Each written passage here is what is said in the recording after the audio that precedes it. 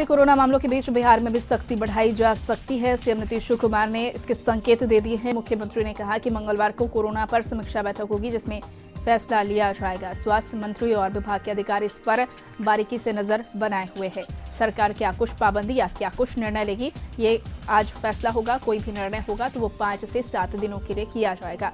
अगर केस बढ़ेंगे तो आगे भी बढ़ाया जा सकता है। इसके साथ ही टेस्टिंग का दायरा बढ़ाने के निर्देश दिए गए हैं। बिहार में पिछले 24 घंटे में कोरोना के 352 नए मामले सामने आए हैं। राजधानी पटना में 142 जबकि गया में 110 नए केस सामने आए हैं, जिसके बाद सूबे में एक्टिव मरीजों का आंकड़ा 1000 को पार कर गया है। प्रदेश में अब कोरोना के एक्टिव केस 1074 हो गए हैं। पटना के बाद गया हॉटस्पॉट बना हुआ है, लेकिन सबसे चौंकाने वाले आंकड़े एनएमसीएच से आ रहे हैं, जहां बड़ी संख्या में डॉक्टर पॉजिटिव पाए गए हैं।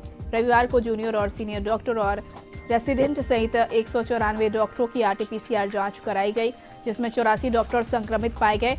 इसी तरह एनएमसीएच के 96 डॉक्टर अब तक संक्रमित हो चुके हैं।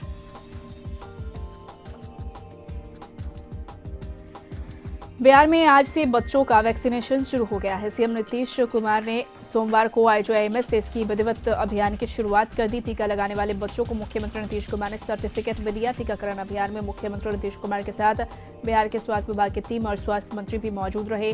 अभियान की शुरुआत करने के बाद सीएम नीतीश ने कहा कि बच्चों का वैक्सीनेशन काफी तेजी से किया जाएगा।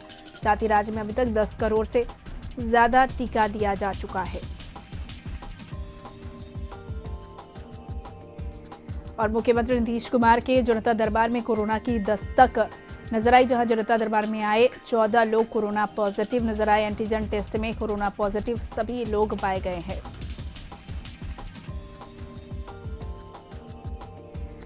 नालंदा में बच्चों का वैक्सीनेशन शुरू हो गया है। बिहार शरीफ के एसएस बालिका उच्च विद्यालय समेत जिले के 95 केंद्रों पर बच्चों का टीकाकरण किया गया। कुल 2,23,589 बच्चों को टीका देने का लक्ष्य है, जिसमें बिहार शरीफ प्रखंड के 38,783 बच्चों को टीका लगेगा। इसके लिए हरनौत में 8 तो अन्य प्रखंडों में भी सेंटर बनाए गए हैं। जिले के सभी केंद्रों पर बच्चों की भीड़ देखी जा रही है। कोविड टीका को लेकर बच्चों में भी खासा उत्साह है। पटना में दीदारगंज थाना क्षेत्र के शुकुलपुर के पास अनियंत्रित ट्रक ने 5 लोगों को कुचल दिया, जिसमें एक व्यक्ति की घटनास्थल पर ही मौत हो गई। अन्य घायलों को नजदीकी अस्पताल में भर्ती कराया गया है। जिस व्यक्ति की मौत हुई है उसका नाम मुकेश बताया जा रहा है। घटना से गुस्साए लोगों ने 4 लेन को जाम कर हंगामा किया। ट्रक चालक को पुलिस ने हिरासत में ले लिया है और जांच पड़ताल कर रही है। समाज सुधार अभियान पर सीएम नीतीश ने कहा कि आगे के हालातों को देखते हुए फैसला लिया जाएगा। अभी फिलहाल वैसे हालात नहीं है कि अभियान को रद्द किया जाए। बता दें कि आज औरंगाबाद में समाज सुधार अभियान में मुख्यमंत्री नीतीश कुमार है। वहीं तेजस्वी के समाज सुधार अभियान पर भी मुख्यमंत्री ने तंज कसा और कहा कि किसी को अगर हम समझ में नहीं आएंगे तो वह क्या बोलेंगे। विकास के साथ समाज सुधार होना ही चाहिए, ये सबके हित में है। और अब किसी को किसी चीज की समझ नहीं है तो वो कुछ भी बोले, हमें उससे क्या मतलब। तेजस्वी क्या मेरे साथ यात्रा में नहीं घूमे हैं, ये उनसे पूछना चाहिए। पूर्व सीएम राबड़ी देवी ने भी बिहार को विशेष राज्य का दर्जा देने की मांग की। उन्होंने कहा कि बिहार को विशेष राज्य का दर्जा मिलना चाहिए। साथ ही उन्होंने सीएम के तेजस्वी वाले बयान पर पलटवार भी किया।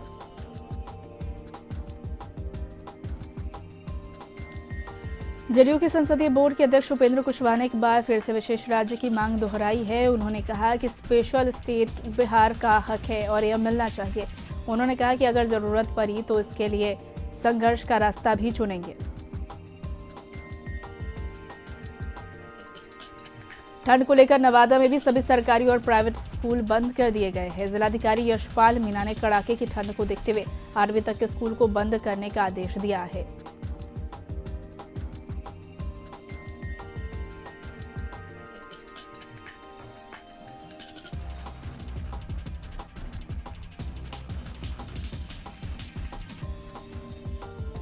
मुंगेर के मुदहेरी पंचायत के मध्य विद्यालय में गायत्री परिवार की ओर से वस्त्रोदान महादान कार्यक्रम का आयोजन किया गया।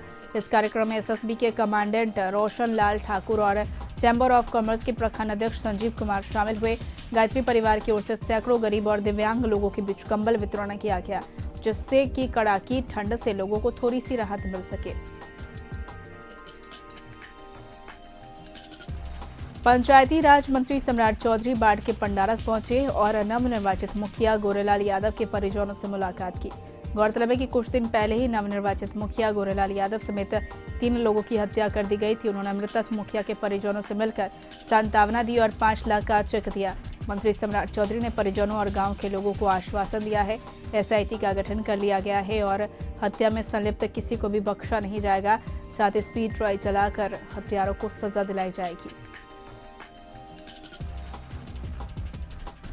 लखीसराय में अपराधियों ने बड़ी वारदात को अंजाम दिया है। अपराधियों ने बाइक सवार 2 युवकों की गोली मारकर हत्या कर दी। ये घटना नगर थाना क्षेत्र के बिजली ऑफिस के पास की है। घटना की सूचना पर एसडीपीओ रंजन कुमार घटनास्थल पर पहुंचकर मामले की तफ्तीश में जुट गए। जिन 2 लोगों को गोली मारी गई है उनमें पन्नू सरदार और बिहारी बताए जा रहे हैं। दोनों का आपराधिक इतिहास भी रहा है। एसडीपीओ रंजन कुमार ने बताया कि पुलिस मामले की तफ्तीश में जुट गई है। घटनास्थल से खोखा भी बरामद किया गया है। कांग्रेस के प्रदेश अध्यक्ष राजेश ठाकुर ने बोकारो में आयोजित स्वागत समारोह में शामिल हुए। भाषाई विवाद पर प्रदेश अध्यक्ष राजेश ठाकुर ने कहा कि हमारी सरकार इस मामले को गंभीरता से देखेगी। वहीं राजेश ठाकुर ने कहा कि बीजेपी को कोई काम नहीं है, इसलिए हेमंत सरकार पर सवाल उठा रही है। लखीसराय में अपराधियों ने बड़ी वारदात को अंजाम दिया है। अपराधियों ने बाइक सवार 2 युवक की गोली मारकर हत्या कर दी। ये घटना नगर थाना क्षेत्र के बिजली ऑफिस के पास की है। घटना की सूचना पर एसडीपीओ रंजन कुमार घटनास्थल पर पहुंचकर मामले की तफ्तीश में जुट गए हैं। जिन 2 लोगों को गोली मारी गई है उनमें पन्नू सरदार और बिहारी बताए जा रहे हैं। दोनों का आपराधिक इतिहास भी रहा है। एसडीपीओ रंजन कुमार ने बताया कि पुलिस मामले की तफ्तीश में जुट गई है। घटनास्थल से खोखा भी बरामद किया गया है। निरसा मैथन स्थित साहित्य परिषद में दैनिक जागरण के वरिष्ठ पत्रकार सा मैथन मोडम प्रभारी स्वर्गीय सतीश सिंह की 9वीं पुण्यतिथि मनाई गई। आयोजन की शुरुआत स्वर्गीय सतीश सिंह के पुत्र राकेश सिंह ने पुष्प अर्पित कर श्रद्धांजलि दी। उसके बाद निरसा विधायक अपर्णा सेनगुप्ता सहित स्थानीय पत्रकारों ने पुष्प अर्पित कर श्रद्धांजलि दिया। मौके पर विधायक अपर्णा सेनगुप्ता ने कहा कि पत्रकार जगत में स्वर्गीय सतीश सिंह की कमी कभी पूरी नहीं की जा सकती। वे एक पत्रकार के साथ साथ अच्छे सलाहकार एवं एक अच्छे इंसान थे। 9 साल पहले जब उनकी दुर्घटना हुई, वे उस दिन मुझसे मिलने आए थे। मैं भगवान से कामना करती हूँ कि उनकी आत्मा को शांति प्रदान करे एवं उनके परिवार को सहने की शक्ति प्रदान करे। मौके पर निरसा चरकुंडा पत्रकार संघ के सभी पत्रकार उपस्थित थे। सुपौल पिपरा थाना क्षेत्र के एनएच 327 पर नरमली बाजार के समीप अपराधियों द्वारा मवेशी व्यापारियों से लूट की कोशिश की गई, लेकिन इस घटना में अपराधी विफल रहे। जानकारी मिली है कि किशनगंज से पिकअप पर सवार 4 व्यापारी मवेशी खरीदने सुपौल मवेशी हाट जा रहे थे। इसी दौरान रास्ते में नरमली बाजार के समीप बाइक पर सवार अपराधियों ने पिकअप गाड़ी को रोकने का इशारा किया, लेकिन व्यापारी लूटने की आशंका से गाड़ी नहीं रोकी, जिसके बाद अपराधियों ने गाड़ी पर गोली चला दी। गनीमत रही कि गोली किसी को भी नहीं लगी है और अपराधी वहां से भाग निकले। घटना की जानकारी मिलते ही पिपरा पुलिस घटनास्थल पर पहुंचकर जांच में जुट गई है। ठंड और कनकनी बढ़ने से जुगार गाड़ी पलट गई, जिससे जुगार गाड़ी का चालक की मौके पर ही मौत हो गई। यह घटना बरारी थाना क्षेत्र के पोखर टोला के पास हुई। बताया जा रहा है कि जुगाड़ गाड़ी का चालक संतोष कुमार मंडल सेमापुर से वापस बरारी जा रहा था, तभी असंतुलित होकर उसकी जुगाड़ गाड़ी पलट गई और चालक उसके नीचे दब गया, जिससे उसकी मौत हो गई। सुपौल पिपरा प्रखंड क्षेत्र के नरमली वार्ड नंबर 5 में रविवार की संध्या अलाव से अचानक आग लग गई, जिसमें 2 घर सहित लाखों की संपत्ति खाक हो गई है। बताया जा रहा है कि डोमी साफी के घर में अचानक अलाव से आग लगने के कारण घर में रखा सारा सामान जलकर राख हो गया। आग लगे की जानकारी मिलने पर आसपास के लोग दौड़ कर आए और आग बुझाने की कोशिश की, लेकिन तब तक आग ने 2 घरों को अपनी चपेट में ले लिया। इसमें घर में रखा सारा सामान जलकर खाक हो गया। बताया गया कि दमकल की गाड़ी भी आग बुझाने पहुंची और जब तक आग बुझाई गई तब तक 2 घर सहित लाखों की संपत्ति खाक हो गई। जानकारी मिली है कि इसमें बकरी और गाय के बछड़े की भी जलने से मौत हो गई है। घटना से परिवार वाले आहत हैं। मोकापा प्रखंड के शीला हाई स्कूल मैदान में 3 दिवसीय बिहार राज्य कबड्डी गोल्डन कप चैंपियनशिप का भव्य आयोजन किया गया। बिहार के शिक्षा मंत्री विजय कुमार चौधरी इस कबड्डी प्रतियोगिता का शुभारंभ किया। महिला पुरुष कबड्डी प्रतियोगिता के इस आयोजन में पटना, भागलपुर, मुंगेर, बांका समेत राज्य की कई जिलों की टीम शिरकत कर रही है।